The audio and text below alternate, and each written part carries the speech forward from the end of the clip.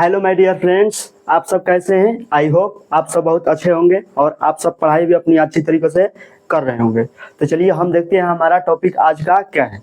तो हमारा आज का टॉपिक है जो चैप्टर नंबर फिजिक्स का चैप्टर नंबर 2 है, उसमें किसी विद्युत द्विध्रुव के कारण निरअक्षीय स्थिति या अनुदैर्ध्य स्थिति में उत्पन्न विद्युत विभव की गणना करना है। और उत्पन्न विद्युत विभव ये हमें क्या करना है, अक्षीय या अनुदैर्ध्य स्थिति में विद्युत विभव की गणना करना है। चलिए इससे क्लास को स्टार्ट करने से पहले मैं यह बता देना चाहता हूं कि यदि आप इस वीडियो पर, इस चैनल पर यदि आप नए हैं तो इस वीडियो को लाइक शेयर और सब्सक्राइब कर दीजिए, ताकि जो इससे पहले अगले आने वाली वीडियो है वो आपके पास उसका नोटिफिकेशन तुरंत पहुंचे और आप उस वीडियो का लाभ आसानी से उठा पाए।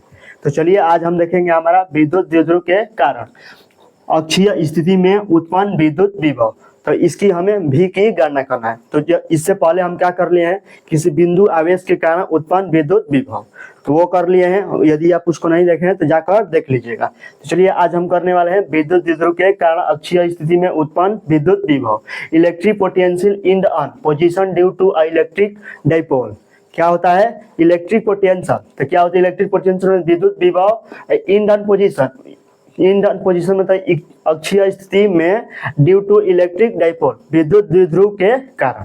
इस तरह हम हमें क्या करना है, गणना करना है। देखिए विद्युत द्विध्रुव क्या होता है ये हम चैप्टर नंबर 1 में बता चुके हैं। यदि आप उस वीडियो को भी नहीं देखे हैं तो चैप्टर नंबर 1 में जाकर आप आसानी से विद्युत द्विध्रुव के बारे में पढ़ सकते हैं और विद्युत द्विध्रुव क्या होता है वो भी समझ सकते हैं। थोड़ा सा चलिए यहाँ पर भी समझा देते हैं कि विद्युत द्विध्रुव क्या होता है। विद्युत द्विध्रुव वह होता है कि विद्युत द्विध्रुव में कोई दो आवेश होता है और वो दोनों आवेश अल्पतम दूरी यानी 2L अल्पतम दूरी पर स्थित होते हैं। उसी को हम क्या बोलते हैं, विद्युत द्विध्रुव आघूर्ण बोलते हैं। और विद्युत द्विध्रुव केवल क्या बोलते हैं, उसमें दो आवेश होता है और दोनों आवेश अल्पतम दूरी पर स्थित होते हैं, उसे हम विद्युत द्विध्रुव कहते हैं। और विद्युत द्विध्रुव आघूर्ण क्या होता है कि दोनों आवेशों में से कोई एक आवेश होता है और दोनों आवेशों के जो बीच की दूरी होती है उसके गुणनफल को हम क्या बोलते हैं, विद्युत द्विध्रुव आघूर्ण कहते हैं। तो इस तरह विद्युत द्विध्रुव और विद्युत द्विध्रुव आघूर्ण को हम आसानी से समझ सकते हैं। तो चलिए आज हम देखने वाले हैं विद्युत द्विध्रुव के कारण। इसी के कारण अक्षीय स्थिति में, अक्षीय मतलब 0 डिग्री समतल में, अक्षीय स्थिति में उत्पन्न विद्युत विभव। तो चलिए हम आज इसका फिगर बनाएंगे पहले, तब इसका क्या करेंगे, डेरिवेशन करेंगे। तो देखिए हमारा फिगर कैसे बनेगा। तो फिगर बनाएंगे तो क्या हो जाएगा, देखिए विद्युत द्विध्रुव, तो पहले विद्युत द्विध्रुव बनाएंगे। तो देखिए विद्युत द्विध्रुव पहले बनाएंगे। तो विद्युत द्विध्रुव पहले बना ले रहे हैं। क्या हो जाएगा, ये हमारा क्या है, विद्युत द्विध्रुव। इसको अभी विद्युत द्विध्रुव नहीं कहेंगे। क्यों नहीं कहेंगे, क्योंकि इस पर कोई आवेश नहीं दर्शाए हैं और कोई इसकी दूरी भी नहीं लिखे हैं। तो जब तक इस पर आवेश और दूरी इसकी नहीं लिखेंगे तब तक हम इसको विद्युत द्विध्रुव नहीं कह सकते हैं। चलिए इस पर ये क्या है, यहाँ इसका ये मध्य बिंदु है। मध्य बिंदु को मानते हैं O और ये इसको मानते हैं A और इसको मानते हैं क्या, B। ये बिंदु A है और ये बिंदु B है और इसका मध्य बिंदु O है। और इसके बीच की दूरी क्या मान लेते हैं, 2L है। इसके बीच की दूरी क्या है, 2L है। और इसका जो ये मध्य बिंदु है तो ये क्या हो जाएगा, लंबाई L हो जाएगी और ये लंबाई क्या हो जाएगी, L हो जाएगी। इतना तो समझ में आ गया। और इस पर क्या रख देते हैं, -Q आवेश रख देते हैं और इस पर क्या रख देते हैं, +Q आवेश रख देते हैं। यह भी बताए कि जब तक आवेश नहीं रखेंगे और उसके बीच की दूरी को गणना नहीं करेंगे, अल्पतम दूरी 2L होती है, जब तक इन पर आवेश नहीं रखेंगे तब तक हम इसको विद्युत द्विध्रुव नहीं कर सकते। आवेश रख दिया है तो अब इसको कहेंगे विद्युत द्विध्रुव। जब तक आवेश नहीं रखेंगे तब तक हम विद्युत द्विध्रुव इसको नहीं कह सकते हैं। तो हम ये क्या मान लिए हैं, विद्युत एक द्विध्रुव मान लें। इसी के कारण हमें निकालना है अक्षीय स्थिति में। तो अक्षीय स्थिति यानी समतल में क्या निकालना है, अक्षीय स्थिति यानी समतल में। और जब निरक्षीय स्थिति होगा तो उसको ऊर्ध्वाधर लंबवत में लेंगे। तो चलिए अक्षीय स्थिति में हम अभी कर लेंगे। तो चलिए अक्षीय स्थिति में क्या हो जाएगा, मान लीजिए ये मध्य बिंदु है, इस मध्य बिंदु से स्मॉल r दूरी पर कोई बिंदु P मानते हैं। क्या मानते हैं, कोई बिंदु P मानते हैं। तो मान लीजिए उस बिंदु P पर ही हमें निकालना है विद्युत द्विध्रुव। तो मान ले क्या मानेंगे, इससे स्मॉल r मध्य बिंदु से क्या मानेंगे, स्मॉल r दूरी पर, यहाँ पर क्या है, एक स्मॉल r दूरी यही ना है, स्मॉल r दूरी पर एक बिंदु क्या है, P है। एक बिंदु क्या है, P है। इसी पर हमें विद्युत विभव की गणना करना है। क्या करना है, इसी पर हमें विद्युत विभव भी की गणना करना है। देखिए जो इससे पहले हम पढ़ते थे इससे पहले चैप्टर नंबर 1 में क्या पढ़े कि विद्युत द्विध्रुव के कारण अक्षीय स्थिति में विद्युत क्षेत्र की तीव्रता पढ़े, चैप्टर 1 में पढ़े। तो जब चैप्टर 1 में विद्युत क्षेत्र की तीव्रता पढ़े थे तो उसमें दिशा भी दर्शाते थे, इधर भी दिशा दर्शाते थे और इधर भी दिशा दर्शाते थे, क्योंकि वो क्या था, विद्युत जो क्षेत्र की तीव्रता था वो क्या था, सदिश राशि था। तो जो सदिश राशि होती है उसमें दिशा का महत्व होता है, यानी सदिश माने स माने सही और दिशा माने दिशा, जिसमें दिशा सही हो, दिशा का महत्व हो, उसे क्या कहते हैं, सदिश बोलते हैं अदिश, और जिसमें दिशा का महत्व न हो उसमें क्या कहते हैं, अदिश राशि कहते हैं। जो विद्युत विभव है वो एक अदिश राशि है। तो जब अदिश राशि है तो इसमें दिशा का कोई महत्व नहीं होगा। तो जब दिशा का महत्व नहीं होगा तो हम एक ही दिशा, इसी तरह क्या इसकी कोई भी दिशा दर्शा सकते हैं। तो इस तरह हम मान लेते हैं यह क्या है, हमारा बिंदु भी, क्या मान ले हैं, बिंदु P पर उत्पन्न विद्युत विभव भी है। इस तरह हम इसको मान लेते हैं भी हो गया। अब चलिए इस तरह हमारा यही फिगर है, इसी तरह हम फिगर बना लेंगे। तो फिगर हमारा कंप्लीट हो गया। अब फिगर के बाद अभी बताए कि जब फिगर बना ले, फिगर बनाने के तुरंत बाद उसका जो फिगर में दिया हो उसको लिखते हैं। उसको क्या कहते हैं, मानक के रूप में उसी को हम लिखते हैं। फिगर में जो दिया है उसी को बस हम लिख देते हैं, वही हमारा क्या होता है, मानक की जो फिगर में दिया है। तो चलिए वो हम लिखते हैं। हमारा क्या है, हो जाएगा कि क्या लिखेंगे, मानक की। पहले एक बार इसको देखिए बता दे रहे हैं माना कि कैसे लिखेंगे। जो फिगर में बस दिया है वही लिखेंगे, इससे कोई एने ओने नहीं लिखेंगे। अगर फिगर में कुछ मान छूट भी जाता है तो वो जो माना कि है वो गलती नहीं होता है, माना कि सही हो जाता है। जो फिगर में दिया है उसी को देखकर बोलना है। माना कि याद करने से कभी याद नहीं होता है, माना कि जो फिगर में दिया है उसी को देखकर बोलना है। देखिए बोलेंगे, क्या बोलेंगे कि माना कि AB लंबाई का कोई विद्युत द्विध्रुव आघूर्ण है। क्या मानेंगे, AB लंबाई का कोई विद्युत द्विध्रुव है तो जिसके एक बिंदु पर -q आवेश और दूसरे बिंदु पर +q आवेश रखा है, और जिसके मध्य बिंदु O से r दूरी पर एक बिंदु क्या है, r दूरी पर, देख क्या बोलेंगे, मध्य बिंदु O से r दूरी पर अक्षीय स्थिति में, क्या बोलेंगे, अक्षीय स्थिति में एक बिंदु P है जिस पर उत्पन्न विद्युत विभव कैपिटल V की गणना करना है। और देखिए इसमें क्या छोड़ भी सकते हैं, जैसे इसमें बोले ना कि एक सिरे पर क्या रखा गया है, -q आवेश रखा गया है, और दूसरे सिरे पर क्या रखा गया है, +q आवेश रखा गया है। ये हम छोड़ भी सकते हैं, इसमें कोई प्रॉब्लम नहीं है, क्योंकि जो वैद्युत द्विध्रुव होता है उसमें -q और +q होना आवश्यक है। हम पहले ही बोले हैं कि AB लंबाई का कोई वैद्युत द्विध्रुव आघूर्ण है, यानी वैद्युत द्विध्रुव आघूर्ण है तो उसके एक सिरे पर -q होगा, जरूर होगा, और दूसरे सिरे पर +q होगा। यदि नहीं होता है तो हम उसको वैद्युत द्विध्रुव नहीं कह सकते। वैद्युत द्विध्रुव वही होगा जिसके एक सिरे पर -q आवेश हो और दूसरे सिरे पर +q आवेश हो, तो इसको हम क्या बोलते हैं, वैद्युत द्विध्रुव आघूर्ण बोलते हैं। तो चलिए इस तरह हम इसका माना कि लिखते हैं, चलिए लिख देते हैं। तो चलिए लॉन्ग फॉर्म में लिखेंगे, ताकि शॉर्ट फॉर्म में तो आप लिख ही लेंगे, क्योंकि शॉर्ट फॉर्म तो कोई भी लिख लेगा, लॉन्ग फॉर्म में हम लिख देंगे। लॉन्ग फॉर्म इसका क्या होगा, तो चलिए देखते हैं। माना कि, क्या लिखेंगे, माना कि AB लंबाई का कोई वैद्युत द्विध्रुव, क्या लिखेंगे, AB लंबाई को कोई वैद्युत द्विध्रुव जिसके एक बिंदु पर क्या रखा गया है, वैद्युत द्विध्रुव जिसके एक सिरे पर -q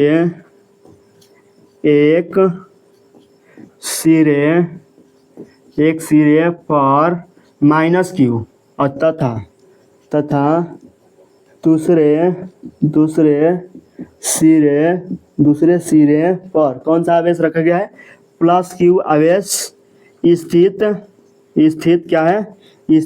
है, तथा दोनों आवेशों के बीच की दूरी क्या है, 2l है। दोनों आवेशों के बीच की दूरी, दोनों आवेशों के बीच की दूरी क्या है, दोनों आवेशों के बीच की दूरी 2l है। इस तरह मान लेंगे दोनों आवेशों के बीच की दूरी क्या है, 2l है, और इसके मध्य बिंदु और इसके मध्य बिंदु O से r दूरी पर एक बिंदु P है। O से r दूरी पर एक बिंदु क्या है, एक बिंदु P पे स्थित है, जिस पर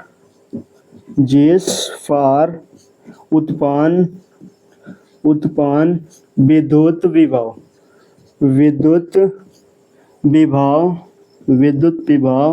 किसकी गणना करना है, कैपिटल V की गणना परिणामी विद्युत, क्या लिखेंगे, परिणामी विद्युत विभव, जिस पर उत्पन्न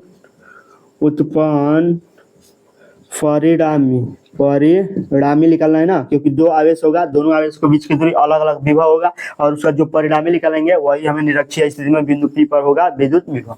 तो परिणामी विद्युत विभव क्या लिख लेंगे, परिणामी विद्युत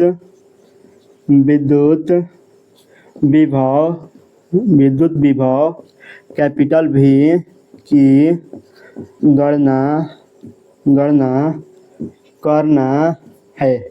इस तरह हम आसानी से इसको माना की लिख सकते हैं। माना की याद करने से याद नहीं होगा। देखिए हम एक बार फिर से बता देते हैं माना की कैसे लिखेंगे। तो देखिए पहले जो फिगर में दिया है उसको समझ लीजिए। पहले क्या दिया है, ए बी लंबाई को कोई वैद्युत द्विध्रुव दिया है और जिसके एक सिरे पर जो वैद्युत द्विध्रुव है उसके एक सिरे पर माइनस क्यू आवेश रखा गया और दूसरे सिरे पर प्लस क्यू आवेश रखा गया और इसके मध्य बिंदु ओ है और मध्य बिंदु ओ से स्मॉल आर दूरी पर एक बिंदु का है पी है और उसी पर हमें विद्युत विभव की गणना करना है। बस यही तो माना की में लिखना है, इसमें कोई दिक्कत नहीं है। बस देखिए माना की ए बी लंबाई का कोई वैद्युत द्विध्रुव ए बी लंबाई का कोई वैद्युत द्विध्रुव है और जिसके एक सिरे पर माइनस क्यू आवेश तथा दूसरे सिरे पर प्लस क्यू आवेश स्थित है। दोनों आवेशों के बीच की दूरी क्या है, 2L है। दोनों आवेशों के बीच की दूरी क्या है, 2L है। क्या लिख लेंगे, 2L है। यहाँ पर लिख लेंगे, क्या लिख लेंगे, 2L है। और इसमें इसके मध्य बिंदु ओ से लिख लेंगे, इसके मध्य बिंदु ओ से स्मॉल आर दूरी पर एक बिंदु P स्थित है, जिस पर उत्पन्न परिणामी विद्युत विभव कैपिटल V की गणना करना है। और देखिए इसमें क्या छोड़ने लायक है वो हम छोड़ भी सकते हैं, कोई दिक्कत नहीं है। नहीं भी लिखेंगे तो हमारा जो माना की है वो गलत नहीं होगा, हमारा परफेक्ट सही हो जाएगा। और देखिए यहाँ पर जो माइनस क्यू आवेश है और प्लस क्यू आवेश है ये हम छोड़ भी सकते हैं। ये हम नहीं लिख सकते, नहीं भी लिखेंगे तो चल जाएगा कि एक सिरे पर माइनस क्यू आवेश है और दूसरे सिरे पर प्लस क्यू आवेश है। ये हम नहीं लिखेंगे तो भी हमारा काम चल जाएगा, क्योंकि जो वैद्युत द्विध्रुव होता है उसके एक सिरे पर माइनस क्यू आवेश और दूसरे सिरे पर प्लस क्यू आवेश होना अनिवार्य है। क्या होना अनिवार्य है, तभी हम उसको वैद्युत द्विध्रुव कहेंगे। तो इस तरह हम इसको छोड़ भी सकते हैं, कोई प्रॉब्लम नहीं होगी। तो यहाँ तक तो समझ में आ गया होगा और इसके बाद अब तो समझाना हमारा काम है। इतना समझ में आ गया होगा तो समझ जाओ कि सब कुछ समझ में आ गया होगा। तो वीडियो को बीच में छोड़कर स्टॉप करके मत जाइएगा, क्योंकि अगर वीडियो को बीच में छोड़कर चले जाएंगे तो आपको समझ में कुछ भी नहीं आएगा। तो चलिए हम इसको पूरे वीडियो को देखिएगा। पूरी वीडियो को अगर देख लेते हैं तो जो अक्षीय स्थिति में अक्षीय स्थिति में उत्पन्न विद्युत विभव है वो आपको फिर से कहीं वीडियो देखने की जरूरत नहीं होगी। तो चलिए हम यहाँ से आप देखेंगे, यहाँ तक तो हो गया, माना की लिख लिए। अब देखिए इसके किसी सूत्र का इसमें भी उपयोग करके देखिए, किसी भी डेरिवेशन, फिजिक्स में कोई भी डेरिवेशन हो उसको डेरिवेशन करने से पहले उसमें किसी सूत्र का सहायता लिया जाता है, तब उस सूत्र का क्या किया जाता है, डेरिवेशन किया जाता है। इसमें भी किसी सूत्र का सहायता लेंगे तो देखिए एक बिंदु आवेश माइनस क्यू आवेश के कारण बिंदु P पर पहले निकालेंगे विद्युत विभव निकालेंगे ना, और फिर प्लस क्यू आवेश के कारण बिंदु P पर विद्युत विभव निकालेंगे। तो जब विद्युत विभव बिंदु आवेश के कारण ही ना हुआ कि एक बिंदु आवेश के कारण बिंदु P पर उत्पन्न विद्युत विभव, ये हम करा चुके हैं कि बिंदु आवेश के कारण बिंदु P पर उत्पन्न विद्युत विभव, ये भी प्लस क्यू मानी एक आवेश है ना, तो बिंदु आवेश के कारण बिंदु P पर उत्पन्न विद्युत विभव, ये हम हल करा चुके हैं। तो चलिए इसको, यही हमारा क्या हो जाएगा, इसी सूत्र का उपयोग करके हम करेंगे। तो चलिए अब क्या लेंगे, यहाँ से क्या लिख लेंगे, क्या हो जाएगा, V बराबर, इसी सूत्र का उपयोग करके लिखेंगे ना, हम लिख लेंगे यहाँ से V नो डायरेक्ट लिख लेंगे, क्योंकि इस सूत्र का हमें पता है, हमें इस सूत्र जानते हैं। हम क्या जानते हैं कि क्या होता है, V बराबर 1/4 pi epsilon not into Q बटा में आर होता है, यही ना होता है 1/4 pi epsilon not into Q बटे में आर होता है किसी बिंदु आवेश के कारण उत्पन्न विद्युत विभव। तो देखिए इसमें किसकी की आवश्यकता होगी, किस किस चीज की आवश्यकता होगी, तो इसमें पहले तो आवेश की आवश्यकता होगी और दूरी की आवश्यकता होगी ना। तो जिस आवेश से निकाल रहे हैं विद्युत विभव उस आवेश और बिंदु के बीच की दूरी हमें पता होनी चाहिए और उसका आवेश का मान पता होना चाहिए। देखिए यहाँ पर आवेश क्या है, माइनस क्यू आवेश के कारण मान लीजिए निकालेंगे तो माइनस क्यू आवेश के कारण बिंदु पी पर उत्पन्न विद्युत विभव, यानी इसके बीच की दूरी हमें पता होनी चाहिए, आर मान पता होना चाहिए, यानी एपी का मान पता होना चाहिए। तो एपी का मान कैसे निकालेंगे, तो चलिए एपी का मान पहले निकाल लेते हैं। कैसे निकालेंगे एपी का मान, देखिए एपी का मान निकालेंगे तो हो जाएगा एपी। तो एपी कैसे निकालेंगे, देखिए यहाँ से यहाँ तक तो बीच की दूरी एल है, यहाँ से यहाँ तक एल है और यहाँ से यहाँ तक क्या है आर है। तो दोनों को जब एल और आर जोड़ देंगे तो एपी का मान नहीं आ जाएगा, क्या लिख लेंगे ओ ए प्लस ओ पी, क्या लिख लेंगे ओ ए प्लस ओ पी हो जाएगा। यही ना हमें क्या है आर के बराबर है, तो इसको क्या लिख लेंगे एल प्लस आर लिख लेंगे या आर प्लस एल लिख लेंगे। इस तरह हमारा क्या हो जाएगा एपी का मान हम आसानी से यहाँ से ज्ञात कर सकते हैं। अब देखिए इसके आगे चलेंगे तो आएगा प्लस क्यू आवेश के कारण भी निकालेंगे ना, क्योंकि दो आवेश है तो दोनों आवेश के कारण विद्युत विभव होगा, तभी ना हमें परिणामी निकालेंगे जाकर। तब इस आवेश के कारण भी यहाँ पर विद्युत विभव निकालेंगे, तो यहाँ से बीपी का मान तो हमें पता होना चाहिए ना। अगर बीपी का मान पता नहीं होगा तो दूरी का मान पता करना आवश्यक है, तभी हम इस सूत्र का उपयोग कर सकते हैं। तो चलिए अब बीपी का मान भी हम निकाल लेंगे यहाँ से बीपी। तो बीपी बराबर क्या हो जाएगा, देखिए ये देखिए यहाँ से यहाँ तक के बीच की दूरी निकालना है ना, यानी यहाँ से यहाँ तक के बीच की दूरी आर है, यहाँ से पूरे के बीच की दूरी आर है और यहाँ से बीच की दूरी क्या है, यहाँ से बीच की दूरी छोटी दूरी एल है, यानी ये दूरी एल है और ये दूरी आर है और ये निकालना है। तो यानी आर में से जब ये वाला घटा देंगे तो यही ना आएगा, जब आर दूरी में से पूरे यहाँ से यहाँ तक बीच की दूरी आर है, जब एल को घटा देंगे तो हमारी दूरी क्या आ जाएगी बीपी बराबर आ जाएगी। तो क्या लिख लेंगे यहाँ पर ओपी माइनस ओ बी लिख लेंगे ना, O P minus O B हो जाएगा। तो ओपी का मान क्या है हमारे, ओपी का मान आर है और माइनस ओबी का मान क्या है एल है। तो इस पर हम क्या लिख लेंगे ओपी माइनस ओबी बराबर आर माइनस एल। तो ये हमारे क्या हो गया प्लस क्यू आवेश के कारण बिंदु पी पर उत्पन्न विद्युत विभव हो गया। इस तरह हम दूरी निकाल लिए। अब यहाँ से आवेश का मान आसानी से हम ज्ञात कर सकते हैं, विद्युत विभव का मान हम आसानी से ज्ञात कर लेंगे ना। तो चलिए अब ज्ञात करते हैं। तो क्या हो जाएगा, अब लिखेंगे ना, अब क्या लिखेंगे कि माइनस क्यू आवेश के कारण बिंदु पी पर उत्पन्न विद्युत विभव। जो देखिए जब माइनस क्यू आवेश के कारण रखेंगे ना तो इसमें आवेश का मान माइनस भी रखेंगे। अभी बताया इससे पहले जब शुरुआत किए थे तो बताए थे क्या कि जब आवेश माइनस में होगा तो इसमें माइनस में ही रखेंगे, क्योंकि यह क्या है एक अदिश राशि है। तो जब अदिश राशि है तो इसमें जो दिशा का महत्व नहीं होता है, यानी माइनस से आवेश है तो माइनस ही रख देंगे, प्लस आवेश है तो प्लस आवेश ही रख देंगे। उसमें कोई आवेश में छेड़छाड़ नहीं करना है, आवेश को जैसा है तैसा ही रख देना है। तो चलिए आवेश यहाँ पर माइनस क्यू आवेश के कारण बिंदु पी पर उत्पन्न विद्युत विभव लिखेंगे। क्या लिखेंगे माइनस क्यू आवेश के कारण उत्पन्न विद्युत विभव, माइनस क्यू आवेश के कारण, माइनस क्यू आवेश के कारण बिंदु पी पर उत्पन्न क्या लिख लेंगे बिंदु पी पर उत्पन्न विद्युत विभव। तो क्या हो जाएगा बिंदु पी पर उत्पन्न विद्युत विभव क्या हो जाएगा V बराबर, इसको V1 मान लेते हैं क्योंकि माइनस के वजह से V1 मान लेंगे। तो V1 बराबर क्या हो जाएगा 1/4 पाई एप्सिलॉन नॉट इंटू क्या हो जाएगा Q बटे में R, यानी R क्या है AP। तो AP के बीच की दूरी हो जाएगी ना AP हो जाएगा और यहाँ से क्या हो जाएगा 1/4 pi epsilon not into Q क्या है माइनस आवेश है ना, आवेश क्या है माइनस है, तो यहाँ पर क्या रखेंगे माइनस ही रखेंगे क्योंकि आवेश माइनस में है। अभी बताएं आवेश माइनस में होगा तो माइनस में ही रखेंगे, आवेश प्लस में होगा तो प्लस में ही रखेंगे, इसको आवेश में कोई चेंज नहीं करेंगे।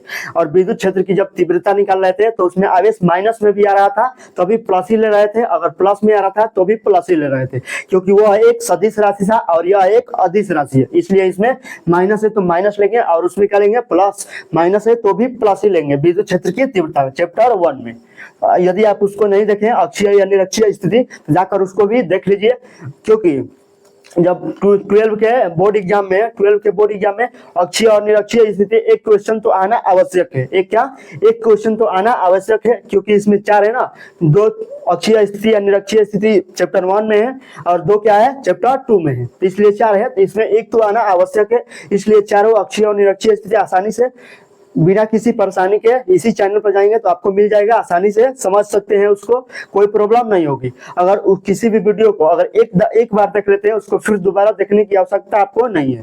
तो चलिए यहाँ से क्या हो जाएगा 1/4 इंटू माइनस क्यू बटे में क्या हो जाएगा एपी। तो एपी का मान क्या है, यहाँ से यहाँ तक के बीच की दूरी क्या है अभी निकाले हैं, एपी का मान क्या है आर प्लस एल या एल प्लस आर। क्या लिख लेंगे आर प्लस एल हो जाएगा, यही ना होगा, क्या होगा आर माइनस क्यू बटा आर प्लस एल हो गया। अब क्या निकालेंगे माइनस क्यू हो गया ना, अब क्या निकालेंगे प्लस क्यू आवेश, प्लस क्यू आवेश के कारण, प्लस क्यू आवेश के कारण बिंदु पी पर उत्पन्न विद्युत विभव। क्या लिखेंगे बिंदु P पर उत्पन्न विद्युत विभव, इसको मान लेते हैं V2। तो V2 बराबर क्या हो जाएगा 1/4 पाई एप्सिलॉन नॉट इंटू क्या हो जाएगा Q बटे में क्या हो जाएगा दूरी क्या हो जाएगी BP। यहाँ पर लेके क्या निकालेंगे BP। अब यहाँ से क्या हो जाएगा 1/4 pi epsilon not into Q, यानी Q प्लस में है तो प्लस में ही रहने देंगे, क्योंकि यहाँ पर प्लस Q है तो प्लस रहने देंगे। और क्या हो जाएगा दूरी क्या हो जाएगी BP। तो BP का मान क्या निकाले हैं R माइनस एल हो जाएगा, तो यहाँ पर रख देंगे R माइनस एल हो जाएगा।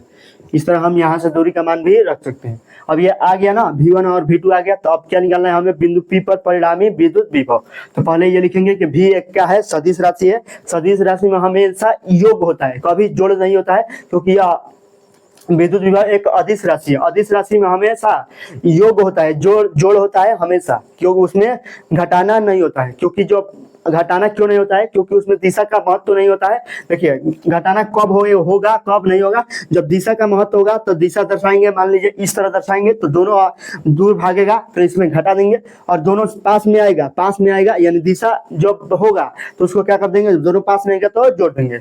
यानी जब दिशा का महत्व होगा तब उसमें घटाना या जोड़ना है, जब दिशा का महत्व ही नहीं है तो हम उसमें ना घटाएंगे ना जोड़ेंगे, सीधे जोड़, हमेशा जोड़ ही रहेगा। क्या रहेगा हमेशा ऐड करेंगे, उसको हमेशा ऐड करेंगे, घटाएंगे कभी नहीं। देखिए यह क्या है, चूंकि लिख लेते हैं, अब क्या लिख लेंगे चूंकि क्या है, चूंकि भी एक अदिश राशि है, अदिश राशि है।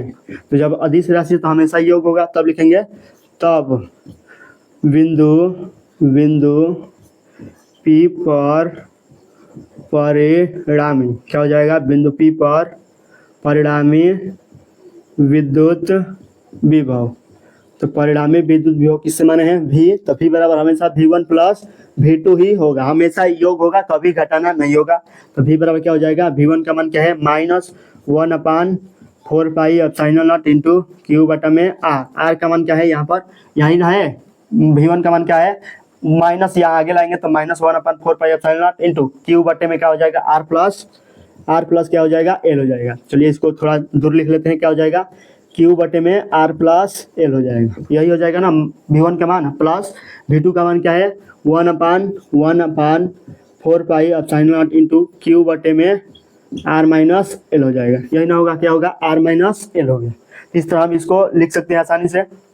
देखिए इसमें कॉमन क्या होगा, तो कॉमन देखिए Q कॉमन है दोनों में, और 1/4 पाई एप्सिलॉन नॉट भी कॉमन है, तो उसको बाहर निकालेंगे Q बटे 4 पाई एप्सिलॉन नॉट, और क्या हो जाएगा ब्रैकेट कोष्ठ में। अब देखिए ये जो प्लस वाला है उसको पहले ला देंगे, तो क्या हो जाएगा ये 1/R माइनस एल, इसको पहले ला देंगे क्योंकि ये प्लस में है, तो पहले वाला आ गया, ये माइनस में है तो -1/R प्लस एल बचेगा, तो क्या लिख लेंगे R प्लस एल लिख लेंगे। इस तरह इतना तो समझ में आ गया।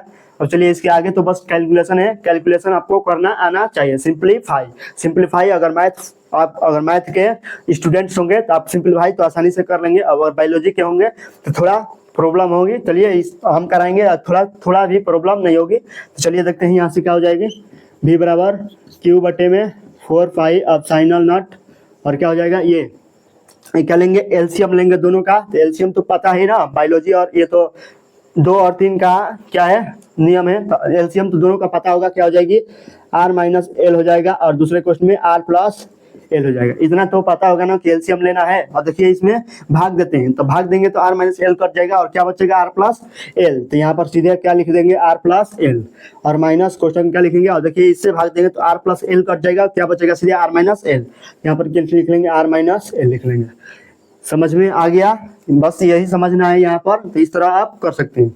अब यहाँ से v बराबर क्यू बटे में 4 पाई अपसाइनल नॉट क्या हो जाएगा, अपसाइनल नॉट इंटू, और देखिए यहाँ से कोष्टक खोलेंगे तो क्या हो जाएगा, थोड़ा इधर से लिख रहे हैं, तो v बराबर क्या हो जाएगा क्यू बटे में 4 पाई अपसाइनल नॉट। चलिए इसको हटा देते हैं यहाँ से, इस तरह लिखते हैं ताकि आसानी से एक ही बोर्ड में सब आपको दिख जाए।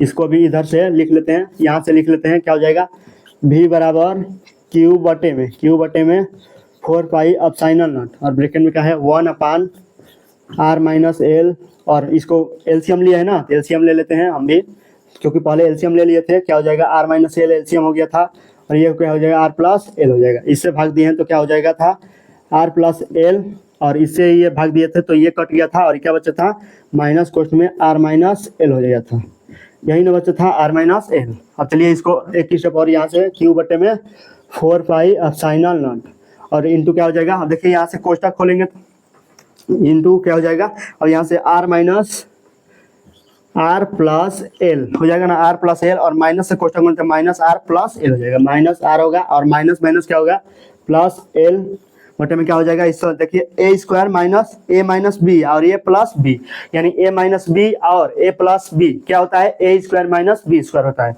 यानी क्या लिख लेंगे r square minus l square लिख लेंगे ना, इस तरह तो लिख सकते हैं आसानी से, क्योंकि ए स्क्वायर प्लस बी स्क्वायर, ए स्क्वायर देखिए ए माइनस बी क्वेश्चन में क्या होता है, देखिए ए माइनस बी और क्या होता है ए प्लस बी, ए माइनस बी और ए प्लस बी क्या होता है ए माइनस ए स्क्वायर माइनस बी स्क्वायर होता है, क्या होता है a square minus b square होता है, यही सूत्र होता है, इसी सूत्र का यहाँ पर उपयोग किए हैं। चलिए समझ में आ गया होगा, ये तो 4-5 का सूत्र है, तो सूत्र तो बायोलॉजी वाला भी याद कर लिए होंगे कि ए माइनस बी और ए प्लस बी का सूत्र क्या होता है a square minus b square, A square minus b square हो जाएगा। अब चलिए इसके आगे चलेंगे तो क्या हो जाएगा, इसको हटा दिए हैं, अब इसको हटा दिया, अब यहाँ पर लिखेंगे तो क्या हो जाएगा, यहाँ पर फिगर था ना, फिगर तो समझ में आ गया होगा आसानी से, फिगर सब कुछ फिगर और जो माना के लिखे थे वही पर यहाँ पर लिखे थे, वह तो आसानी से आपको समझ में आ गया होगा। अब चलिए यहाँ से लिखेंगे तो क्या हो जाएगा v बराबर लिखेंगे, तो v बराबर क्या लिखेंगे क्यू बटे 4 pi epsilon naught into question क्या हो जाएगा, देखिए यहाँ से आर कट गया है ना, तो आर कट गया है तो क्या बचेगा क्यू बटे 4 pi epsilon naught into l क्या बच जाएगा 2l बटा में क्या हो जाएगा r square minus l square हो जाएगा, इस तरह हो जाएगा। अब क्या हो जाएगा v बराबर, चूंकि p बराबर क्या मानते हैं, चूंकि p बराबर क्या हो जाएगा 2ql होता है, इसको रख देंगे, v बराबर क्या हो जाएगा 1/4 पाई अपसाइनल नॉट, और जब इसको इधर रहें तो 2ql हो जाएगा, तो सीधे p बराबर क्या रख देते हैं r square minus l square हो जाएगा, सीधे p का मान क्या रख दिए हैं 2ql का मान क्या रख दिए हैं p, तो p बटे r square minus l square हो जाएगा। और चूंकि क्या है हमारा r बहुत बड़ी दूरी थी ना l की तुलना में, क्योंकि जो r था ये इतना बड़ा दूरी था और l का था बस यहाँ से यहाँ तक और यहाँ से यहाँ तक, यही ना l था, ये मध्य बिंदु था, तो ये इतना l और ये इतना l था, और ये जो r दूरी थी वो बहुत बड़ी दूरी थी, तो जब बहुत बड़ी दूरी है वो जब छोटी दूरी से तुलना करेंगे तो उसको निगलेट के बराबर मान लेते हैं, नगण्य के बराबर मान लेते हैं, इसको नगण्य एल स्क्वायर को मान लेते हैं नगण्य, तो इस तरह है। तो जहाँ क्या लिख लेंगे, इसलिए लिख लेंगे इसलिए क्या हो जाएगा एल स्क्वायर बराबर 0 हो जाएगा, तो जब 0 रखेंगे तो v बराबर क्या हो जाएगा 1/4 पाई अपसाइनल नॉट इंटू क्या हो जाएगा p बटे में क्या हो जाएगा, और देखिए एल स्क्वायर का मान 0 रखेंगे तो सीधे r स्क्वायर हो जाएगा। यही हमें क्या प्राप्त होता है, विद्युत द्विध्रुव के कारण अक्षीय स्थिति में उत्पन्न विद्युत विभव प्राप्त, यही हमें प्राप्त हो जाता है। अब चलिए यहाँ तक तो हो गया, अब इसके आगे चलेंगे तो क्या प्राप्त होगा हमें, मान लीजिए इस जो पूरा फिगर था निकाय था, उस पूरे निकाय को किसी परावैद्युत माध्यम यानी के में रखना है, तो परावैद्युत माध्यम के में रखते हैं तो हमारा क्या होगा, चलिए पूरे निकाय को संपूर्ण क्या लिख रहे हैं संपूर्ण निकाय को क्या रखने को किसी परावैद्युत माध्यम